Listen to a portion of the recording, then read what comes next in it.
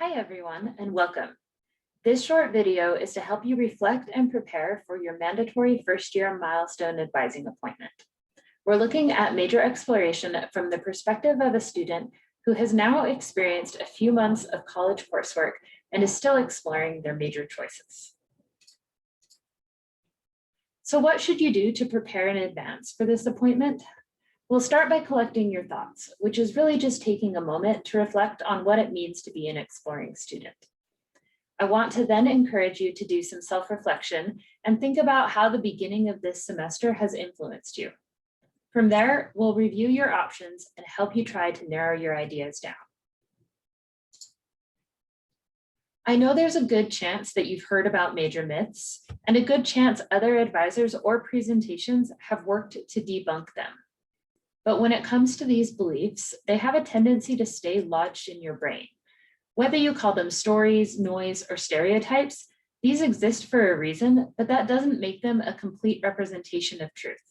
Let's talk through these again. There's a perfect major out there, or some version of this is a common approach to major exploration. You might feel like if you just look hard enough, your passion or perfection will appear.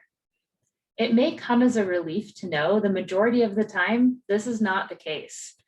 There are a number of different factors to consider about a major, and you'll have to consider what you value most because compromise is necessary and normal.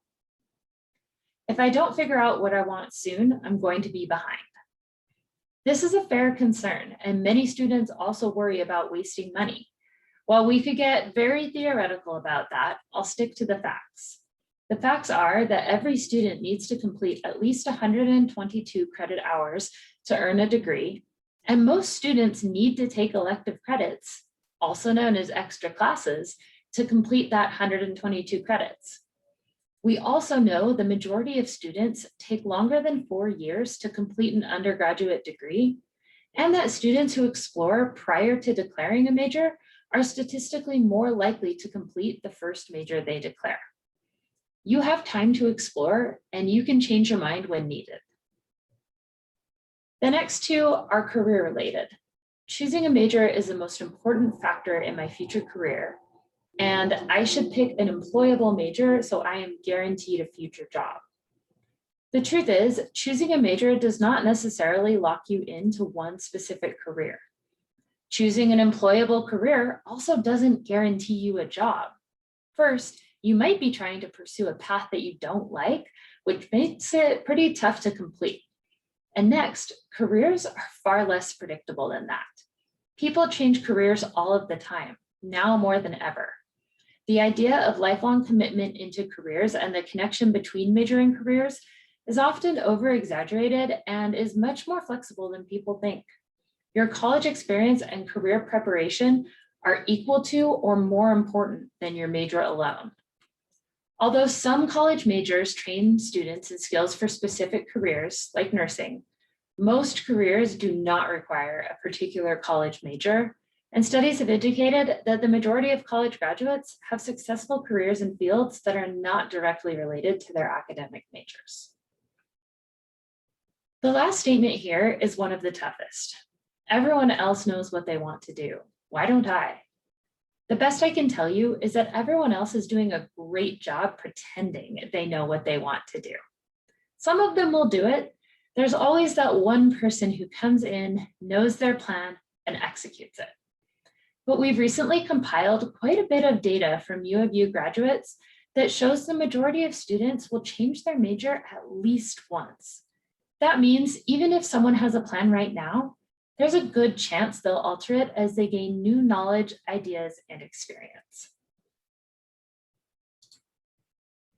Now that you're feeling reassured to continue as an exploring student, I want you to take time to reflect on the first few weeks or months of the semester. If you can, write down an answer to each of these questions. We hope you can share that with your advisor during your MAP appointment to help with future course suggestions or majors for you to look at. We want to know, what is the most interesting thing you've learned in class so far? Have you studied any societal issues that stood out to you, where you want to make a difference? And which class comes most naturally to you?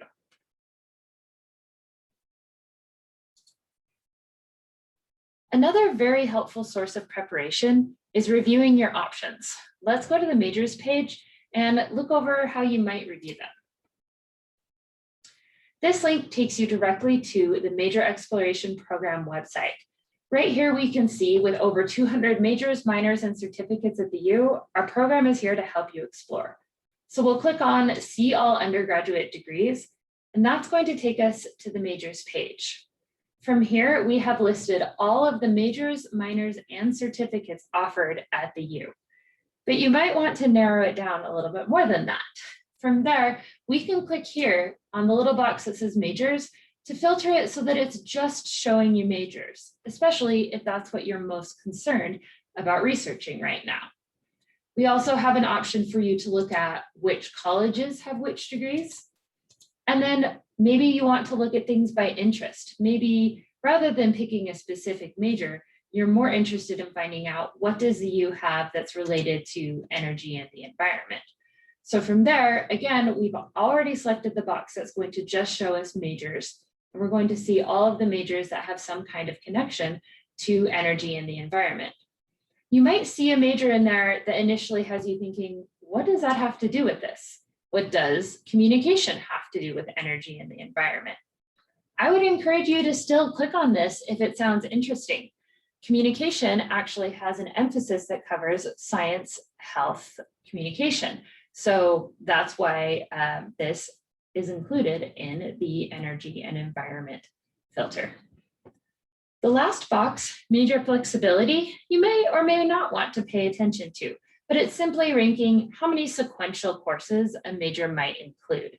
Chemical engineering, for example, would be a very sequential major. So it's likely going to come up right here in just the sequential option because there are many classes that have to be taken in a specific order. I would hope that all of you have some time to spend on this page because when you follow one of these boxes, you're going to get a good amount of information, including a program description, a little bit of information about the student experience, and maybe even a bit about career opportunities, along with a good list of links for you to do a little bit more research on various university websites and some options for exploratory classes if you've determined that this is a major that you'd like to test out.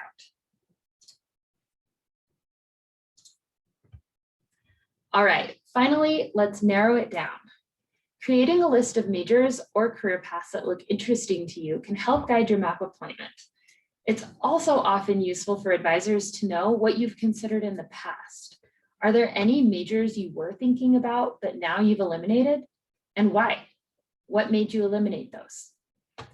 Ideally, reviewing your options will have helped you discover at least one major that you want to learn more about, but this list can be as long as you need. Last, while we know that your major and career are not as intertwined as you might have expected, it can still be helpful to learn about careers and industries and discuss that in your map appointment too. Thanks for reviewing these ideas with me today. In another module, you'll have learned how to make your map appointment.